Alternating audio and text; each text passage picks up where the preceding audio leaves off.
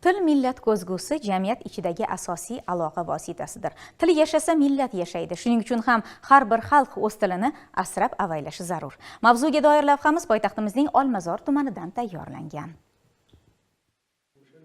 Har yil oktyabr oyida tilimizga davlat tili maqomi berilgan sana katta bayram sifatida nishonlanadi. Ayni kunlarda ushbu sana munosabati bilan qator tanlovlar, ma'rifiy tadbirlar, ilmiy anjumanlar tashkil etilyapti. Toshkent shahar Olmazor tumanidagi Abdulla Qodiriy nomidagi kutubxonada Ona tilim jonu dilim deb nomlangan tadbir bo'lib o'tdi. Unga tuman nuroniylari, mahalla ahli hamda hududdagi 133 umumta'lim maktabi o'quvchilari taklif etildi. O'quvchilar shu kuni shoir, O'zbekiston yozuvchilar uyushmasi a'zosi Bahodir Abduvaliyev bilan uchrashdilar. Bu kutubxonada haqiqiy kitobxonlik juda sifatli olib boriladi. Men o'zim shu kutubxonada qator tadbirlarda qatnashganman.